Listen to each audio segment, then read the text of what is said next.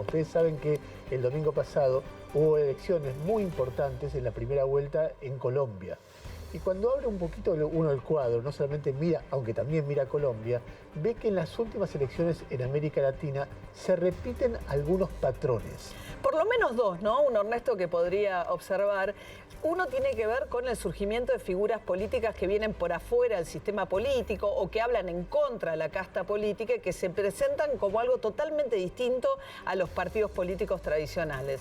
Y esto muchas veces se conjuga con escenarios de extrema polarización, donde vemos enfrentarse en segunda vuelta electoral dos visiones extremadamente contrapuestas respecto a lo que hay que hacer con un país, ¿no? A ver, empecemos con la primera conexión. La primera conexión está compuesta por dos dirigentes políticos colombianos, Gustavo Petro y Rodolfo Hernández. Petro y Hernández son los dos, a los que les fue mejor en la elección, mejor a Petro que a Hernández, y por eso van a competir el 29 de junio en un balotaje. Los dos tienen un fuertísimo discurso en contra de la clase política que tradicionalmente gobernó Colombia. Fíjense cómo lo expresa Petro. Esa forma, ese sistema político, esa vieja política hace parte entonces de la base estratégica del régimen de corrupción. Se necesita que el político y la política que se sienten en el Congreso a hacer leyes no pertenezcan a las mafias. Y su contendiente en el balotaje, Rodolfo Hernández, lo dice casi con las mismas palabras. Yo me defino como Rodolfo Hernández, un ingeniero que quiere sacar los ladrones del gobierno. Eso es todo. Pero María recién decía que había dos rasgos, uno la antipolítica y otra la polarización. De por sí, Petro y Hernández son muy distintos. Petro es un clásico dirigente de izquierda que hasta hace 30 años fue un miembro de la guerrilla colombiana. Él lo contó de esta manera. Yo entré en una ciudad cercana a Bogotá, pequeña, muy obrera, de industrias, que se llama Zipaquirá, y fue elegido concejal para 1984, después de varias luchas de tipo social, de carácter obrero, de luchas por la vivienda. Y era militante clandestino del M-19. El otro personaje, Rodolfo Hernández, viene de otro lado completamente distinto. Algunos lo han llamado el Trump colombiano porque forjó su riqueza como empresa constructora, claro, con un empresario de trabajo inmobiliario y también construyendo viviendas populares. De esta manera lo explicaba él mismo. Es que a los ricos les va mejor cuando los pobres tienen plata en el bolsillo. Porque los ricos son los que arman la producción, los que hacen la oferta de bienes y servicios. Los pobres son consumidores. Al contrario, el empresariado es una joya que tiene el país que hay que cuidarla, potenciarla. Lo que no permito son abusos. Bueno, Ernesto, y esto que vemos ocurrir en Colombia, si nos retrotraemos un poquito más atrás en el tiempo, algo parecido quizás se puede pensar en las elecciones en Perú, donde nuestra próxima conexión sos justamente el actual presidente del Perú, Pedro Castillo, y quien fue su contendiente en la segunda vuelta electoral, que es Keiko Fujimori.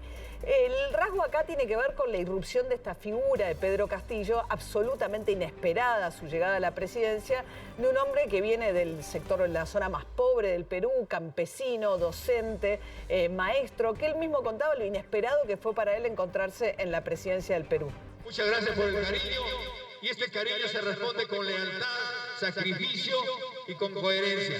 Muchas gracias. Venimos del pueblo y trabajaremos para el pueblo. Bien, y del otro lado, Keiko Fujimori, bueno, ya a esta altura es una política con mucha experiencia, ha sido opositora a todos los últimos gobiernos del Perú. En el Perú quizás el principal rasgo es la inestabilidad, ¿no? La facilidad con que un Congreso muy fragmentado puede sumar los votos necesarios como para destituir a los presidentes. Pero lo que sí hizo ella en la campaña electoral fue intentar polarizar y plantear que del otro lado Castillo era un hombre que iba a llevar a Perú al comunismo. Debemos evitar que se instale un modelo comunista y expropiador, había dicho durante la campaña Keiko Fujimori. No ha sido esa la principal orientación, ¿no? Quizás la principal dificultad justamente hoy de Castillo tiene que ver con la gobernabilidad y darle algún tipo de orientación coherente a su gobierno. María hace un rato decía, hay dos patrones que se repiten, a veces conjuntos y a veces separados en casi todos los países. Uno es el surgimiento de personalidades dirigentes por fuera de la política. con un discurso en contra de la clase política que viene conduciendo el país. Y el otro es la polarización. Los dos elementos se expresó de libro, como se expresaron en las elecciones chilenas. Nuestra tercera conexión son Gabriel Boric y José Kast, que son los dos dirigentes que llegaron al balotaje. Los dos vienen por afuera, pero, a ver, Boric era un dirigente estudiantil que había liderado protestas pasivas en contra del modelo neoliberal. O sea, alguien bien de izquierda, más de izquierda que cualquiera que haya gobernado Chile desde el regreso a la democracia. Escúchenlo. Los quiero invitar a que soñemos con un Chile mejor. Los quiero invitar a creer que todos los cambios que hemos soñado son posibles, que nadie les diga que no. Durante demasiado tiempo nos dijeron que no era posible que la educación fuera un derecho en vez de un negocio.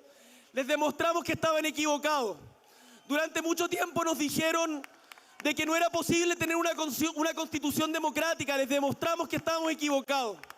Hoy día nos dicen que no es posible que la esperanza le gane al miedo y les vamos a demostrar este domingo, en esta segunda vuelta, que están equivocados. O sea que yo lo miraba, María, y pensaba que tal vez las cosas no sean posibles, pero los primeros pasos de Boric en el poder muestran que son difíciles de lograr. Claro. No es tan sencillo proclamarlas como lograrlas cuando uno es presidente. De cualquier manera, lo que decíamos que Boric es muy distinto, pero muy distinto, casi opuesto, a su contendiente, como pasa en otros países, José Kast, que llegó a defender a la dictadura militar de Augusto Pinochet. Bueno, hay una situación que claramente marca una diferencia con lo que ocurre en Cuba, en Venezuela y en Nicaragua. Claramente, dígame usted, si las dictaduras como usted las conoce entregan el poder a la democracia y se hace una transición a la democracia y se respeta. Eso es lo que no hacen en los otros países. En Chile se hizo y nosotros también tenemos un desarrollo económico que permite hoy día que Chile haya pasado a ser uno de los países más destacados de Latinoamérica. Bien, tanto en Chile como en Colombia los principales partidos políticos quedaron afuera de la segunda vuelta y estas, segundas vueltas se dirimen con candidatos que no tienen nada que ver con los partidos que tradicionalmente han dominado la escena política. En el caso de Brasil, que es nuestra próxima conexión, Ernesto, porque después de Colombia, una vez que se dirima la segunda vuelta, la próxima gran elección en Brasil va a ser entre el actual presidente Bolsonaro y Lula da Silva. El expresidente. Es un duelo de gigantes que se odian hace años. Y que son bien distintos, ¿no? Por supuesto, Bolsonaro es un militar que vino de afuera al sistema político y que plantea que con Lula llegará el comunismo a Brasil. Nós sabemos quem é o inimigo da nação. O inimigo da nação não veste verde e amarelo, veste vermelho e tem na sua bandeira uma foice e um martelo.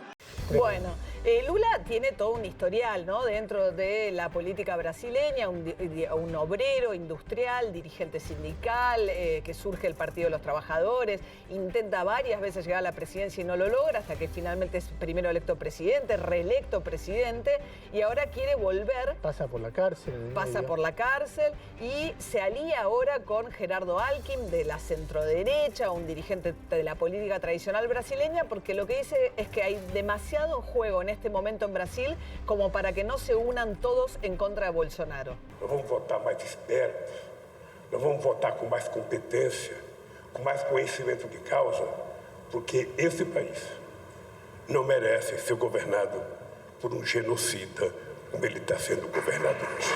Con lo de genocida alude a lo que fue la política de antivacunas y bastante negacionista de Bolsonaro. Comunista y el otro le dice genocida. Genocida por el tema de cómo enfrentó el coronavirus en Brasil. A ver, la quinta conexión es Donald Trump.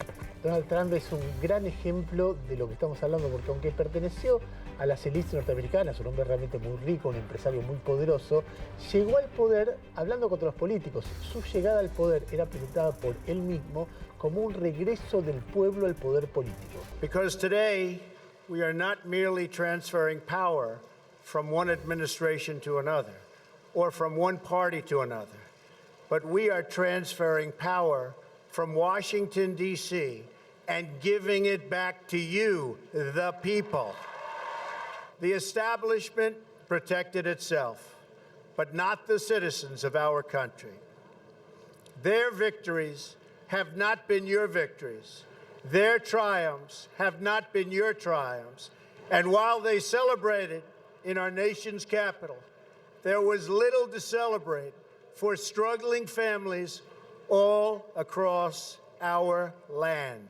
That all changes starting right here and right now, because this moment is your moment, it belongs to you. Es impresionante cómo se repiten los discursos. Nayib Bukele, presidente de El Salvador, sigue esta línea. Pero no le tienen miedo a una persona, le tienen miedo a este movimiento que es del pueblo salvadoreño. El cambio no viene de un gobierno o mucho menos de un político. El cambio viene en cada uno de nosotros. Vamos a ir a las urnas el 3 de febrero y los salvadoreños vamos a elegir quién queremos que sea nuestro próximo presidente. Y no solamente eso, hoy hablamos de Pedro Castillo en Perú, Boric y Kast en Chile, Hernández y Petro en Colombia, en Costa Rica Rodrigo Chávez y además en la Argentina Javier Milei, un líder de la anarquismo de derecha, ultraderecha, ahí las definiciones se pueden tornar un poco ambiguas. Un personaje, sí, emergente de la política argentina que tiene elecciones presidenciales el año que viene. Él lo expresa de esta manera. Almas libres que no se han doblegado frente a la maldita corporación política y que luchan de pie por una Argentina justa y libre. ¡Viva la libertad, carajo! Bien, algunos de estos líderes llegan al poder y desde dentro mismo del sistema democrático se convierten en grandes desafíos al sistema democrático, como pasó con Donald Trump en Estados Unidos, como está pasando ahora con Bukele en El Salvador. Pero son una incógnita una vez que entran dentro del sistema, qué comportamientos sostienen, ¿no? En cualquier caso, reflejan un malestar, ¿no? Absolutamente. Lo que está claro es que hay un gran malestar con las democracias en nuestro continente y que estos personajes, estas figuras con estos discursos son expresión de ese malestar.